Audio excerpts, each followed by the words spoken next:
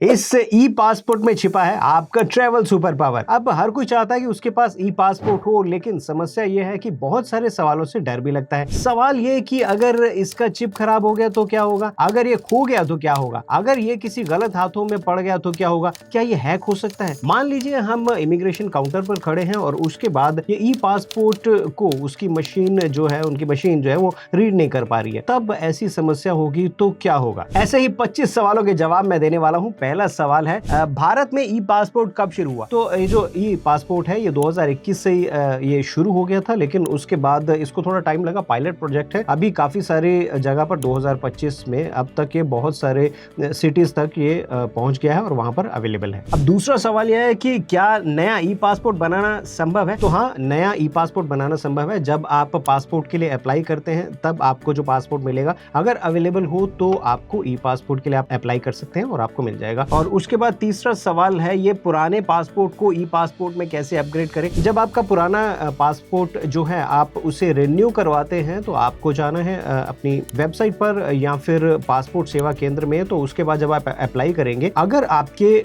PSK यानी passport सेवा केंद्र में वो अवेलेबल है ई पासपोर्ट, तो आप उसके लिए अप्लाई कर सकते हैं, आपको मिल जाएगा। चौथा, क्या ई पासपोर्ट बनवाना अनिवार्य है। नहीं, अनिवार्य नहीं है, जरूरी नहीं है। अगर आपके पास पुराना वाला पासपोर्ट है तो और उसकी वैलिडिटी भी अभी है तो वो चलेगा, आपके लिए जरूरी नहीं है कि आप ई पासपोर्ट बनवाएं। अब पांचवा, ये किसी ने पूछा है कि ई पासपोर्ट में क्या नई टेक्नोलॉजी है। तो मैं आपको बता दूं कि इसमें RFID चिप होती है, सेम चिप होती है जो कि क्रेडिट कार्ड या डेबिट कार्ड के अंदर होती है, और ये डाटा इसके अंदर हमारा स्टोर किया जाता है पासपोर्ट में। अब छठा सवाल, ई पासपोर्ट की चिप में क्या डाटा स्टोर होता है। तो मैं आपको बता दूं, ई पासपोर्ट की जो चिप है उसके अंदर दो तरीके का डाटा स्टोर किया जाता है। पहला है आपका पर्सनल डाटा और दूसरा है बायोमेट्रिक डाटा, जिसमें बायोमेट्रिक में आपके फिंगरप्रिंट होते हैं, आपका रेटिना स्कैन होता है, आपकी पर्सनल इंफॉर्मेशन में आपका नाम होता है और आपकी डेट ऑफ बर्थ, आपका एड्रेस, ये सब चीजें होती हैं। और हाँ, ये डाटा एनक्रिप्टेड रहता है। सातवां सवाल, क्या ई पासपोर्ट हैक हो सकता है और ये कितना सुरक्षित। तो मैं आपको बता दूं कि ई पासपोर्ट की चिप ICAO के स्टैंडर्ड के अनुरूप है, इसलिए आपको चिंता करने की जरूरत नहीं है। एनक्रिप्टेड रूप में आपका डाटा जो है वो स्टोर रहता है इसके अंदर, हैक होना इसका बहुत ज्यादा मुश्किल है। अब आठवां सवाल, मेरा पासपोर्ट ई पासपोर्ट है या नहीं, कैसे पता चलेगा। तो पासपोर्ट के ऊपर आपको एक चिप का साइन, एक चिप का प्रतीक नजर आएगा। अगर वो आपको नजर आता है तो इसका मतलब आपका जो पासपोर्ट है वो ई पासपोर्ट है, और हाँ, वो चिप का साइन है, चिप नहीं है। अब नौवां सवाल ये है कि ई पासपोर्ट के लिए आवेदन कैसे करें। तो सेम वही पासपोर्ट वाला सिस्टम है। आपको क्या करना है कि आपको passportindia.gv.in के ऊपर आपको जाना है और वहां पर जाके आपको रजिस्टर करना है, फॉर्म भरना है और अपने जो डॉक्यूमेंट्स हैं वो अपलोड करने हैं, साथ के साथ फीस देनी है और फिर आपको अपॉइंटमेंट लेना है PSK यानी कि पासपोर्ट सेवा केंद्र का। ई पासपोर्ट आपका बन जाएगा अगर वहां पर अवेलेबल है तो। अब 10वां सवाल, क्या डाकघर या PSK में ई पासपोर्ट बनता है। तो हाँ, POPSK यानी कि पोस्ट ऑफिस पासपोर्ट सेवा केंद्र में और PSK दोनों में ही आपको ई पासपोर्ट जो है वो मिल जाएंगे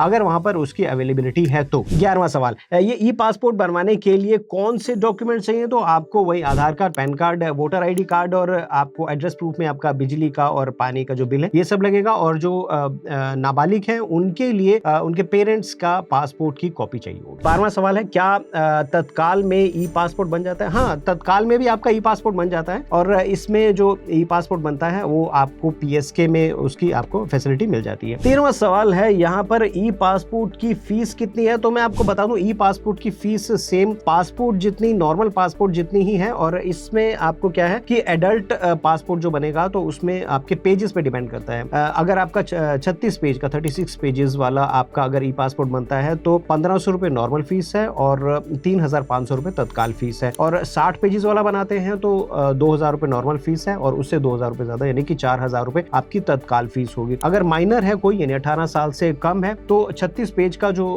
आपका पासपोर्ट बनेगा वो 1000 रुपए का बनेगा और 3000 रुपए का आपका तत्काल में बनेगा। अगर सटीक फीस देखना चाहते हैं तो आप पासपोर्ट सेवा पोर्टल जो है उसके फीस कैलकुलेटर में जाकर आप चेक कर सकते हैं। अगला सवाल, अब ई पासपोर्ट बनने में कितना समय लगता है। तो ई पासपोर्ट बनने में कुछ 7 से 21 दिन लगते हैं, डिपेंड करता है कि वेरिफिकेशन में कितना टाइम लगेगा। अब 15वां सवाल, अगर ई पासपोर्ट जल्दी बनवाना हो तो क्या करें। तो मैं आपको बता दूं, ये तत्काल में आप बनवा सकते हैं। इसमें 1 दिन से 7 दिन के अंदर अंदर आपका तत्काल ई पासपोर्ट बन जाता है। 16वां सवाल यह है कि अगर ई पासपोर्ट की चिप खराब हो जाए और एयरपोर्ट पर मशीन रीड नहीं कर पा रही हो तो क्या होगा। हाँ गुड।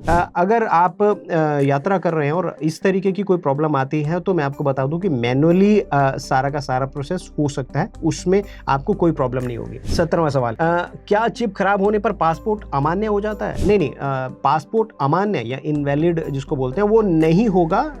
आपके अगर चिप खराब हो गई या कोई दिक्कत होगी, वैसे तो ऐसा होता नहीं है, बहुत ही मुश्किल है ऐसा होना, लेकिन अगर मान लीजिए ऐसा हो भी जाता है तो आपके पास जो पासपोर्ट है वो मैनुअल है, आपको मैनुअली सारा का सारा प्रोसेस हो जाएगा और आप उसे यूज कर सकते हैं। अगला सवाल यह है कि क्या बायोमेट्रिक डाटा गलत होने पर ई पासपोर्ट काम करेगा? हाँ, अगर बायोमेट्रिक डाटा ही गलत है तो फिर उसका काम करना मुश्किल है, क्योंकि वेरिफिकेशन ही नहीं हो पाएगी, आप यात्रा करने में आपको असुविधा होगी या शायद ना भी कर पाए। तो 19वां सवाल है ये, क्या ई पासपोर्ट में वीजा का प्रोसेस भी तेज होगा? अगर आपका जो पासपोर्ट है वो ई पासपोर्ट है तो वेरिफिकेशन जल्दी होगा और आपका जो वीजा का जो प्रोसेस है वो जल्दी हो जाएगा। 20वां सवाल है, क्या सभी पासपोर्ट केंद्रों में ई पासपोर्ट जारी हो रहे हैं? नहीं, सब में नहीं हो रही, हाँ कुछ जगह पर हो रहे हैं। बहुत सारी सिटीज ऐसी हैं जहां पर चालू हो गए हैं, बहुत सारी सिटीज ऐसी हैं जहां पर अभी शुरू नहीं हुए हैं, और जिन सिटीज में शुरू हो गए वहां के पासपोर्ट केंद्रों में वो जो ई पासपोर्ट होता है वो अवेलेबल होता है और आप जब उसके लिए अप्लाई करते हैं तो आपको मिल जाता है। उनके जो नाम है सिटीज के वो आप स्क्रीन के ऊपर यहाँ पर देख सकते हैं। 21वां सवाल है, मैंने ई पासपोर्ट के लिए अप्लाई किया है, स्टेटस कैसे चेक करूं? हाँ, इसके लिए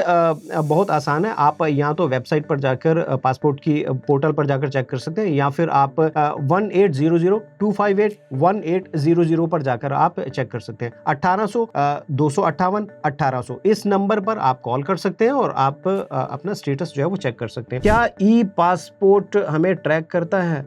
नहीं, यहाँ पर थोड़ी सी मैं आपको बता दूं, क्लियर कर दूं, जो RFID कार्ड होता है उसके अंदर, चिप के अंदर हमारी इंफॉर्मेशन होती है, बस यही है। इसके अलावा वो उसमें कोई ट्रैकर नहीं लगा हुआ है जो हमें ट्रैक करेगा कि हम कहाँ जा रहे हैं। अब 23वां है, ये सवाल है, इमरजेंसी में चिप के बिना ई पासपोर्ट काम करेगा?